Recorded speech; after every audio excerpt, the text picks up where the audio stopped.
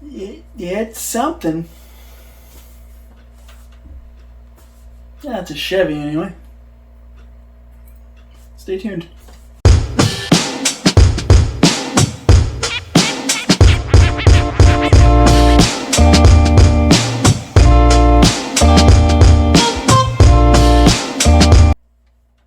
Hey everybody. Well, it's starting to look like a truck. So this is the SCX10 Pro. Last you saw it, it was bedtime. Last you saw this, it was becoming a nothing really, because it was still in a box. It was all parts. Since then, it has taken me a little while. I've been a little sidetracked with things and getting over things, and well, we all know.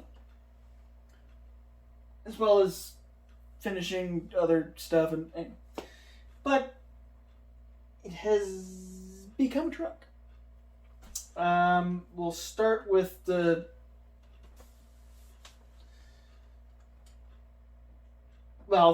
Chevy. This is Proline's K10 body. This is the one they came out with last year in August, I believe. Not the step side one. This is just the flat side one. I wanted to do something different for this. I thought, let's try one of their new Chevy or Ford bodies, and the Ford F100 just didn't look as good. Like the Chevy that Proline did has a nice grill to it. It actually looks like an old Chevy. As much as I'm a Ford guy. Be quiet. It just did not look good. Arguably the Chevy looked better. I'll say that for 100th time, I guess. So, of course, and before I continue, this build is sponsored by BC Hobbies. So everything on this truck minus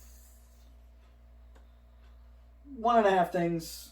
One set of things I already had here. The other I kind of needed to deal with because of, well, what I'm going to get to the problem. But everything on this body, or this build, is, for the most part, everything but a couple things coming from BC Hobbies. And that's only because a buddy was able to help me. So, anyway, link is in the description. Go give them a look-see. And if you're in Canada, they ship Canada-wide. Outside of Canada, send them an email and maybe something can get worked out. But for sure, Canada-wide shipping. So, like I always say, help me, help them. But when I was talking to Brandon, who's the owner of BC Hobbies, I thought, you know, I wanted to do the bug, but I saw a few of the bug bodies done, and they just, because of how they had to cut them and everything, they were just losing their bugness. That's a word in my vocabulary. And everybody's doing a cliffhanger. Lots of power wagons, of course. I already have a power wagon. Don't necessarily need another one. I saw a sumo, which was interesting. And I didn't know about it till more recently, but G-Speed has their crawler body. Kind of looks like a Jeep, two-door Jeep truck thing, but it's really cool. But I didn't know about that. And so I thought, let's do this body. My idea was perfect, aside from the fact it was not perfect. The body is way too long. So the stock bumpers would not go out to here. The stock bumpers came out to basically like just behind this grill. Like they didn't want to go out all the way. So there's my first problem. In the back, the chassis actually ends right about here. And the body's all the way out here. So luckily I had some IRC bumper extension tabs. It's just a flat rail, so they obviously mount right up to a flat rail chassis. They can mount to a C channel, you just have to mount on the outside. I was like, alright, cool, I'll do that. And then I can just mount the stock body mounts to those and use the stock bumpers. No. Because these being mounted on the outside, it makes it so it's wider. So those stock mounts don't want to go, and I could bend it, and then, I don't like bending parts of the chassis I don't have to bend. Especially being right at the end, I don't want to cause any permanent damage, which probably wouldn't happen, but I still don't want to do it. So, luckily, my buddy over at Mr. Wizard RC, he has these TGH modular bumpers. So they have a really nice long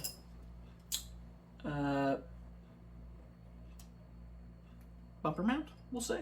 That's probably what it's called.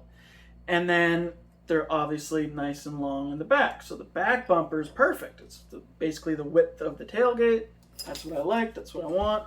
I actually want this same bumper for that.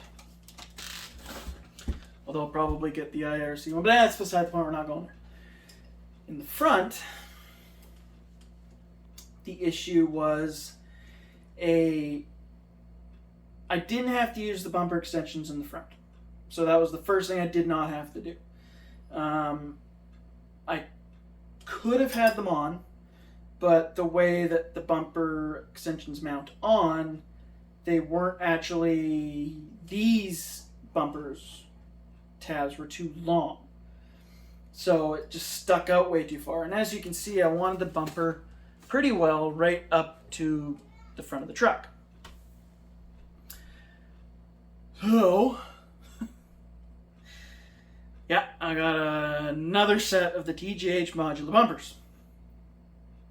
Now, what I also did was I got the Fairlead mount right up front there.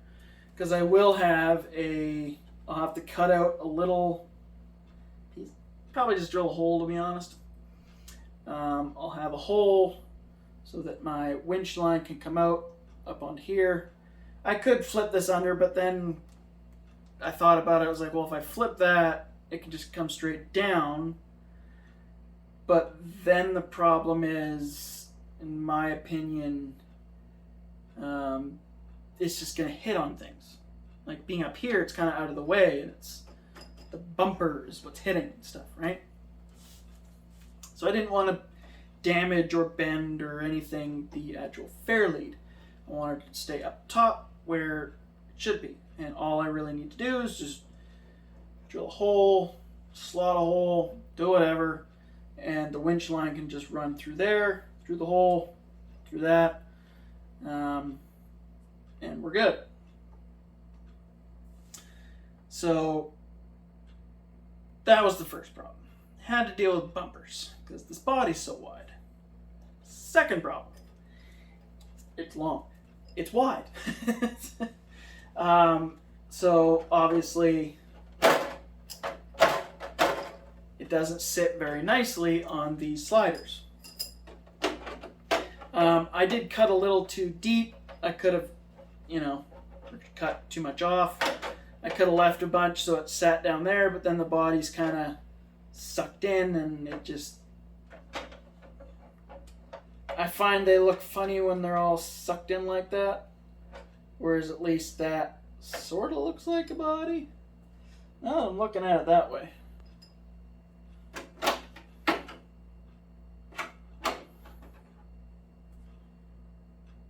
I don't know what looks better, to be honest. I might have screwed that up, I guess. Guess I could lower the body down some more. No, really can't. Well, I could. could. I can't. No, I could. Go down a hole. Okay. Not a problem. Might be able to solve that one. I'm honestly not 100% worried about it. I cut enough off the body so that the sliders actually work as sliders. I'm not the best body guy. It's not my thing. I tend to like to have bodies that are already done. I sort of also like hard bodies a little more. They're a little easier to work with.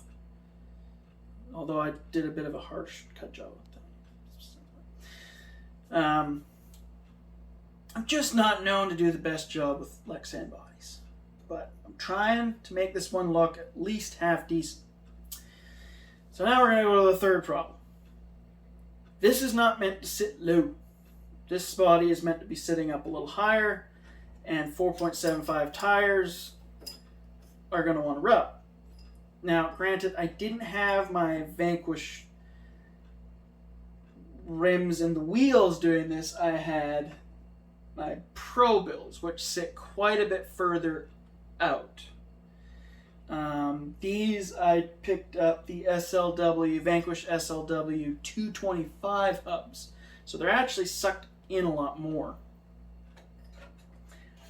But, yeah, there's another problem back here we'll get to. But the issue I'm having, no matter how big the tire is, it's gonna rub. Like, it's gonna be a problem. And I just was definitely getting stressed out with this. To the point where I was just going to order a whole nother body. And to be honest, I do have another body that will be coming, but it's not for this. But I kind of had a moment and I was just done with this body. And then I got the bumpers on and I got a little better. Even Brandon at BC Hobbies was like, we can just order another body. Just don't worry about it. It's like, yeah, but I'll just screw up that body. Because now with the problem in the back, it has these, this drop bed thing here, which I sort of get what Proline was doing, but it's kind of silly at the same time. It's like having a little swimming pool in the back of your truck. It just doesn't make sense. But because of where those sit, my tires will definitely rub there. They were rubbing on the wide ones. And now these ones are a little more in. They're definitely going to rub as well. Do I try and fix that, or do I just let them rub and screw it? Probably what I'm going to do. Screw it.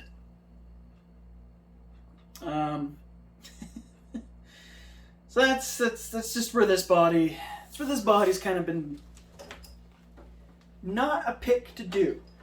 There's a lot of people that have used this body, and they've done a really nice job with it. For some reason, I'm struggling with it. A lot of the people I've talked to have also used a smaller tire. I want a 4.75, I want a bigger tire. It's just kind of the way it is. But we'll get there. It'll get done. Not a problem. Now, with this body, or with the chassis, sorry, this is a beautiful chassis. I really enjoy building pretty much every part of this except for the shocks, because I hate building shocks. But even then, the shocks weren't actually too bad to build. I don't know if there's still oil in them. I think there is. Maybe there isn't.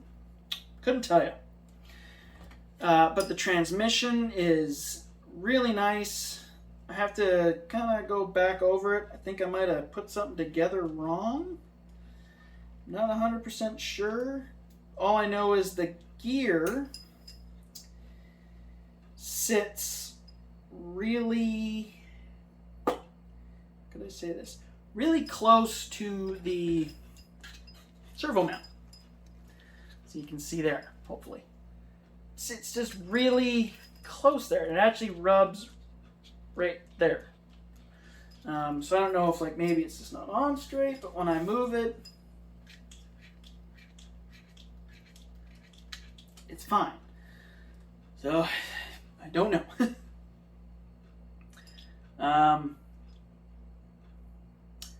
Yeah, something's definitely up there, and I need to figure it out. But I'll figure it out. So yeah, I almost think like one of the pins isn't fully in there right. It's not fully snugged in perfect or something. I'll get that dealt with. The sliders are excessively big. They're nice, but they're definitely not my most favorite of slider. I have gotten to quite like the IRC sliders, but that's just, I've gotten used to those. But they're not, these will do the job, but they are definitely very wide or very long, to the point where tires do rub, especially in the front. When you're turned all the way in, they do rub. I do have a servo on here. This is probably not the servo I'm using. It was just to kind of keep things from flopping around. Obviously the Method 101s, really nice rims. All the links are really nice, and I recommend, if you do not have one, make sure you pick yourself up a pair of shock pliers. These are also meant for links and putting ball ends on and all sorts of other things. Pivot balls. Pivot. The axles, extremely nice. So there's the rear axle there, and there is the front axle there. And just a little shot of the transmission. So this transmission does have a selectable underdrive. Right now I believe I have it in the 40% underdriven, so the front will spin faster. Being that this is not a trail truck, I'm happy to just keep it constantly in 40% underdrive. This truck is built to perform, not to kind of have fun on the trails like most of my other trucks, as well as perform. But I just want this one up on the rocks. Let's just see what this thing can do. But from there, the links all really nice to install. I think I said that. They're great to build. The shocks, the axles, super simple to build, and I'm really happy seeing these kind of axles built. I think I said shocks. These axles being built. I like, if you break a link mount, you can just get the link mounts. Or maybe we'll get upgraded metal ones soon. Oh, you busted your pumpkin. You can just get another pumpkin, maybe metal one soon. I like seeing replaceable parts instead of, as much as I love, the F10 portals and the D44 axles there, RockShox 44s, whatever. They're all a one-piece axle, like minus the C-hubs. So if the axle breaks, that's it. You got to get a new one. And I don't really like that. I think it's a bit of a... I know it's a cost savings thing. And real axles are definitely all a one-piece axle. You just weld on your parts, but you can cut them off. But this is just fun to see again, because Axial used to always have this. Even when they were the SCX10 axles, those giant pumpkins. If the back broke, you just, okay, it was kind of different with those. I guess it's a little different. Although you still got to buy your C-hubs and your knuckles separately. But with the 10.2 axles, the Air 44s, the kit versions in the first few iterations of them at least, I actually had a set of the original ones a number of years ago on a build I did. Go back and you'll find it. They had the same sort of, there was the axle, then you mounted your link mounts on, and you had your knuckles and C-hubs that would go on. So it was, I like replaceable braking points. So you just have to replace that one part, not a whole axle. And so far, all I'm hearing about this truck is it's kicking butt. So, I'm really excited to get this truck on the rocks. I really want to see how well it's going to do.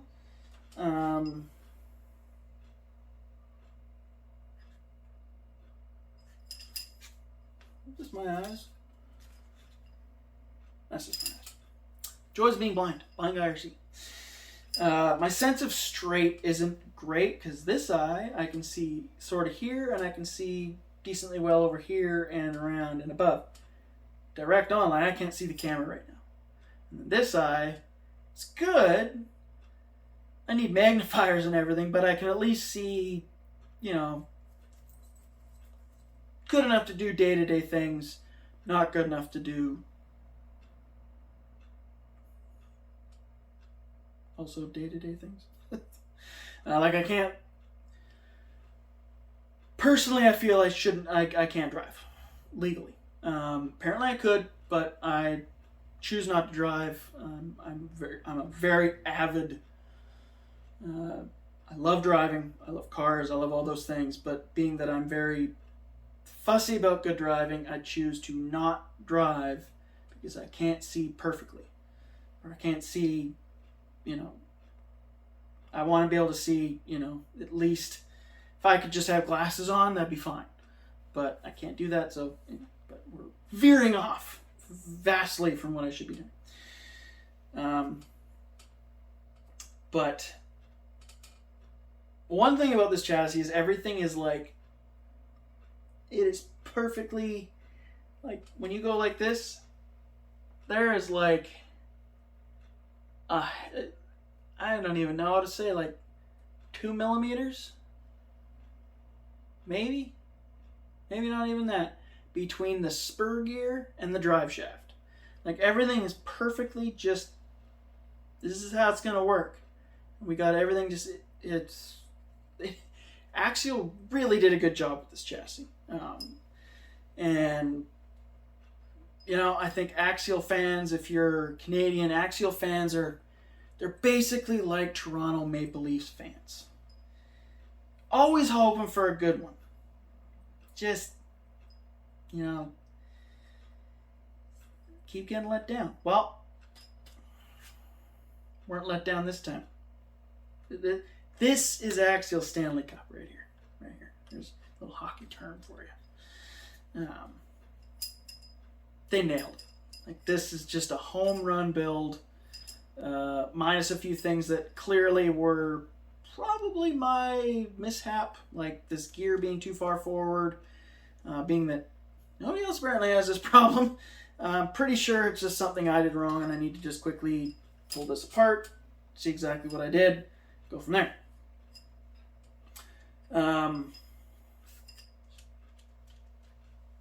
Yeah, pretty sure it's just not on properly, I think.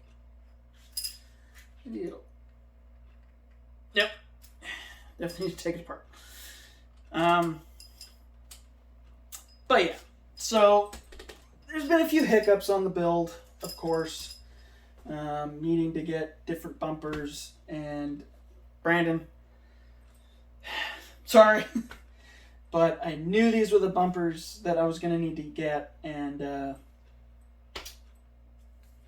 Mr.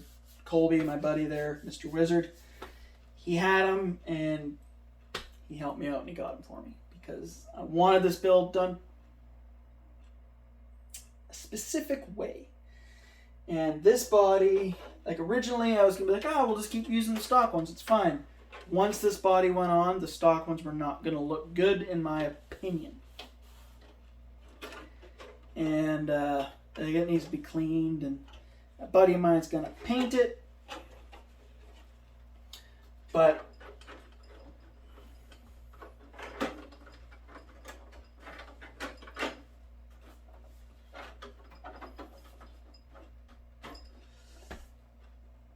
yeah.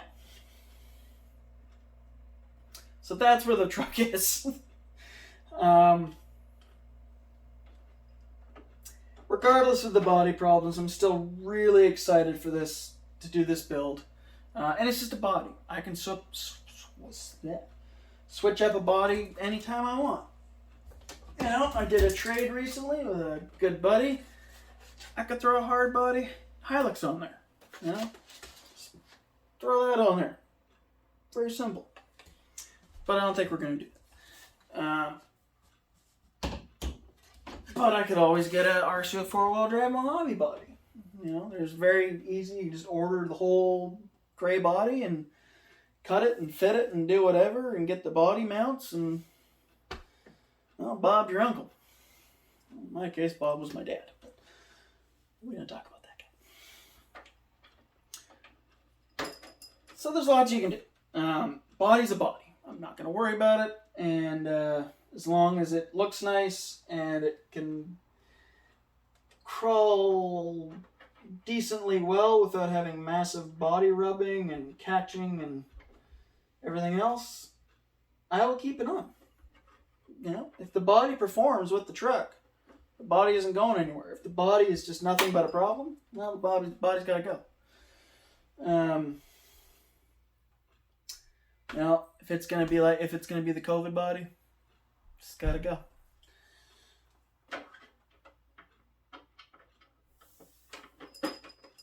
But it's growing on me. It is a comp cut K10 Chevy. But yeah, so moving along. The next video, the tires should be on it. And yeah, all we're waiting for really is the tires and the servo, motor, and ESC. I'm not going to tell you what those are. It's got to be a hint. But the receiver I don't have to worry about because I pulled one out of my merge because it's getting a whole new electronics setup put into it. Actually the same as what's in this. So I love that HobbyWing SE. It's beautiful. That is not what this is getting. This is getting a system that I've thought about using for a long time. It is a Holmes Hobby system, and it's brushless. But the ESC isn't. I will say the ESC is going to be a Castle, and no, it's not going to be a Mambo. I don't see the point in spending that much money on an ESC. Never have, and I don't think I ever will. Could be a Copperhead 10. Could be something else. There's a couple other ones that I'm looking at from Castle. Yeah, two other ones than that one. 3 in total. So yeah, and then as for servo winch, doesn't necessarily need to be right away, but eventually we will get a servo winch in there, depending what we can get in down at the hobby shop. If I'm just not a fan of what I can get in there, I seem to be a little picky when it comes to those things. Meaning that the only one I've actually run and I really like is the muscle winch from BoomRacing. But there is a lot of other good ones out there. So there's like the Reefs, there's NSDRCs, there's Power HD, Shift RC. There's so many out there. So we'll see what there is, see what I like, and we'll go from there. But I'm just rambling on. I'm super happy with this build. And again, well, like, comment, and subscribe. That would be great. Almost at 900. Share to your friends, please. The support means a lot. And once we get to that 1,000, there will be a pretty cool giveaway. So there's that. And like I said at the beginning of the video, this whole build is sponsored by BC Hobbies. So huge thank you to everybody down there, especially Brandon. just the support and everything that they're giving to so many local people here in Victoria, BC. It's really great. It's great. I like seeing just support from all the hobby shops. Like in Vancouver, where I get like my 88 RC, the BoomRacing stuff, and Mr. Wizard. Over in Vancouver, I'm Vancouver Island, so on the mainland, there's so much great support going on. And for a good amount of years, there was a bit of a lull here in Victoria. Like there was one shop, a place called Langford. He's a really great guy, but there was just a bit of a lull. Even into like Up Island, it just wasn't as much going on. And Brandon's really stepped up to the plate, and he's supporting so many different areas of hobbies, whether it's art or like modeling, and just so many different areas of our giant genre of hobby folk, including obviously RC. That it's great to see. So people are able to show off their work, just their builds, and all these cool things. And it has allowed me to be able to do something like this, working with a hobby shop, which I've never actually got to do before. I've gotten, BoomRacing helps me out with parts and stuff like that. Still have to pay for them, but give me a little bit of a helping hand on these parts. So, and I've gotten that, and I get lots of support. But to be able to do a build like this, where it's, really easy on the old wallet, we'll say. I'm still paying for things.